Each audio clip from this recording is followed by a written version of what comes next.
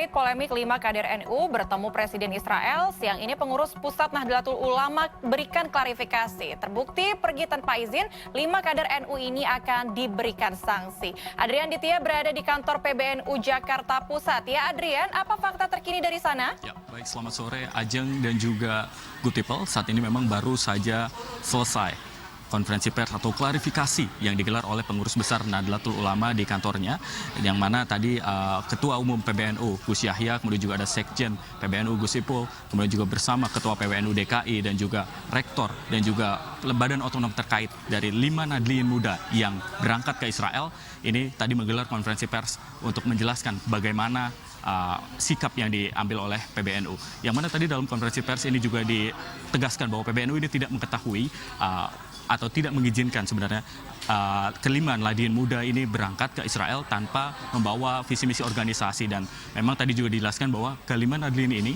berangkat atas undangan NGO atau organisasi lembaga non-profit yang diberangkatkan. Ini awalnya tidak ada agenda untuk bertemu dengan Presiden Israel Isaac Herzog, namun tiba-tiba ini ada perubahan agenda dan kemudian tersebar foto kelima Nahdliyin muda ini dengan Presiden Israel, di mana PBNU juga menegaskan bahwa akan menindak tegas bagaimana kelima Nahdliyin ini yang akan bertemu atau yang sudah bertemu dengan PBNU. Dan berikut pernyataan sikap dari PBNU.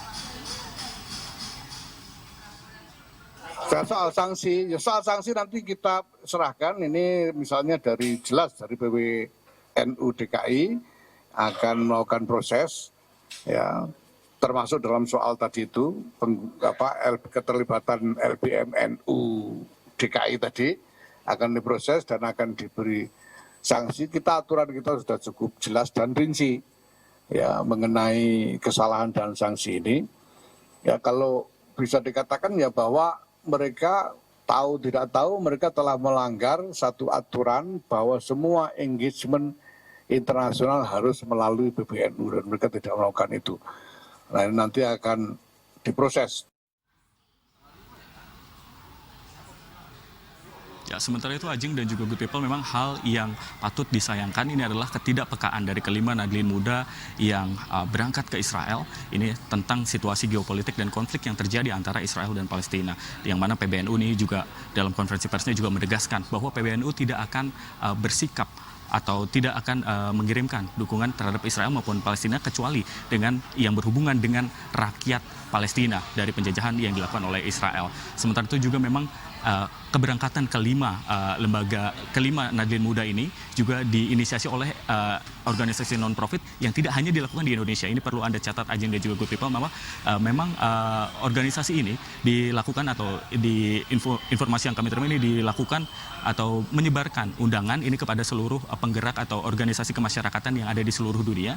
Kemudian ini diundang untuk bagaimana menyebarkan atau mengamplifikasi pesan-pesan yang coba dilayangkan oleh Israel ke khalayak luar. Sementara itu memang Ajeng dan juga Good People, Nahdliyin muda ini tidak hadir dalam konferensi pers yang digelar hari ini, dan memang ada sanksi tegas yang akan menunggu dari kelima orang yang bertemu dengan Presiden Israel tersebut. Demikian yang bisa kami sampaikan, kembali ke